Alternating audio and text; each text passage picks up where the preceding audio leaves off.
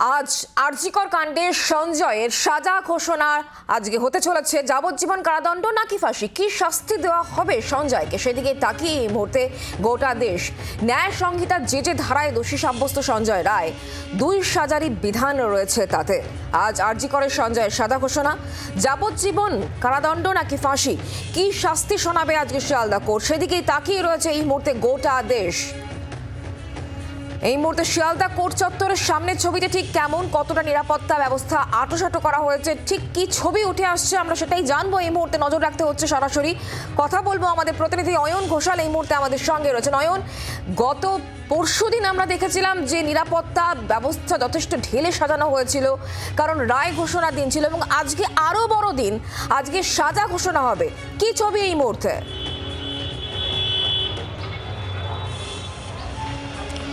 আগের দিন শনিবার ছিল, উইকেন্ড ছিল। শিয়ালদহ স্টেশন চত্বর, যা সাধারণত লাখো নিত্যযাত্রীদের ফুটফলে একেবারে গমগমিয়ে থাকে, সেখানে আজ সপ্তাহের প্রথম কাজের দিন শনিবারের প্রায় দ্বিগুণ বা 3 গুণ মানুষের ফুটফল হবে। তাই আজ নিরাপত্তার বজ্র আঁটুনি আরও কঠোর। এই মুহূর্তে অর্থাৎ ঘড়ির কাঁটায় যখন সকাল ঠিক 8:30 বাজে, তখনই শিয়ালদহ স্টেশন থেকে একেবারে ঢিলছোড়া দূরত্বে, বলা ভালো শিয়ালদহ স্টেশনের ডায়াগোনালি অপোজিট শিয়ালদহ আদালত, এই আদালত চত্বরের নিরাপত্তা ব্যবস্থার ভার ইতিমধ্যেই সম্পূর্ণ হাতে নিয়েছে কলকাতা পুলিশ, এবং ইতিমধ্যেই শুরু হয়ে গেছে গার্ড রেলিং বা ব্যারিকেডিং।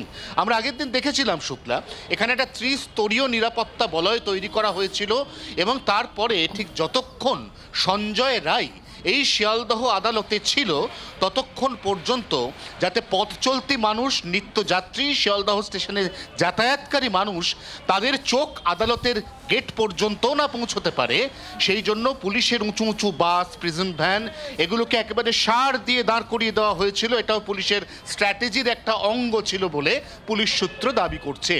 আজ এই মুহূর্ত অর্থাৎ সঞ্জয় রায়, যা 10:30 বা 11টা নাগাদ প্রেসিডেন্সি সংশোধনাগার থেকে বেরিয়ে এখানে আসার কথা, তার প্রায় 3 ঘন্টা আগে থেকেই একেবারে সাজো সাজো রব এই মুহূর্তে একেবারে ঢেলে সাজানো হচ্ছে নিরাপত্তা ব্যবস্থা।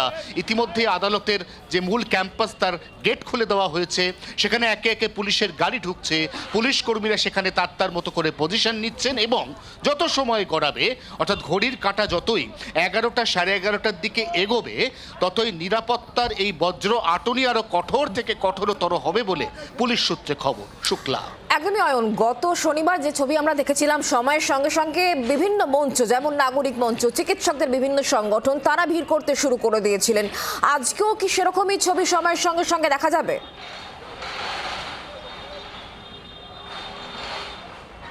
আগের দিন যেরকম বেশ কিছু ঘোষিত কর্মসূচি ছিল, অভয়া মঞ্চের, জুনিয়র ডাক্তার ফোরামের, এসইউসিআই এর বাংলা পক্ষের, আজ এখনো পর্যন্ত সেরকম কোনো কর্মসূচি আছে কিনা তা নিশ্চিত নয়। তবে আবারও বলছি, শনিবার আর সোমবার শিয়ালদহ স্টেশনের পার্সপেক্টিভে, পরিপ্রেক্ষিতে অনেকটাই আলাদা।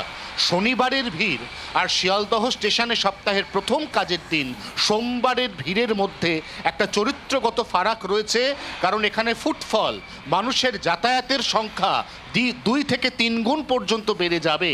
এই অবস্থায় দাঁড়িয়ে ওই বিপুল ভিড়কে একদিকে রেখে তার মধ্যে এই ঘিঞ্জি ব্যস্ত শিয়ালদহ স্টেশন চত্বরের মধ্যে সঞ্জয় রায়কে আদালত পর্যন্ত পৌঁছে দেওয়া, এবং তারপর রায় ঘোষণার পর তাকে আদালত থেকে নিরাপদে বের করে নিয়ে যাওয়া, এর মধ্যে সংবাদ মাধ্যম তাদেরকে সঞ্জয়ের সঙ্গে দূরত্বে রাখা, সাধারণ মানুষকে ধারে কাছে ঘেঁষতে না দেওয়া, তার জন্য যে পদক্ষেপ করা প্রয়োজন সেই পদক্ষেপগুলো আগের দিনও ছিল, কিন্তু আজ সেই পদক্ষেপ আরও কয়েক গুণ করা হতে চলেছে, কারণ আজ আরও বড় দিন। আর জাজমেন্ট ডে, আর কয়েক ঘন্টার মধ্যে জানা যাবে যে বিচারক অনির্বাণ দাস কি শাস্তি দিলেন। তিনি কি লাইফ আর বা যাবজ্জীবন দিলেন, নাকি তিনি ডেথ সেন্টেন্স অর্থাৎ ফাঁসি দিলেন।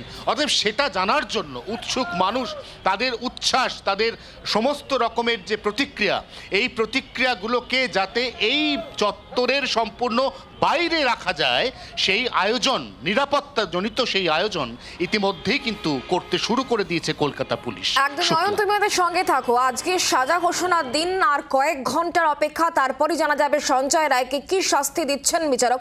সাধারণ মানুষজন আজকে এই সাজা শোনার আগে তাদের কি বক্তব্য, তারা কি চাইছেন, শোনাবো। ফাঁসি হোক ওনাকে, আর কি চাইবো বলেন, এর থেকে বেশি আর কি চাইতে পারি আমরা? দোষীকে অবশ্যই শাস্তি দিতে হবে, শাস্তি চান? চরম শাস্তি। দোষীদের ফাঁসি চাই, অরিজিনাল যে আছে তাকে ফাঁসি দেওয়া, এছাড়া আমরা 100 বার। ফাঁসি হলেও বেটার হয়, কিন্তু মনে হয় না ফাঁসি পাবে, কিন্তু হলে ভালো হয়। আমিও চাই ফাঁসি হোক। বাংলার আওয়াজ, বাঙালির আবেগ, জি 24 ঘন্টা।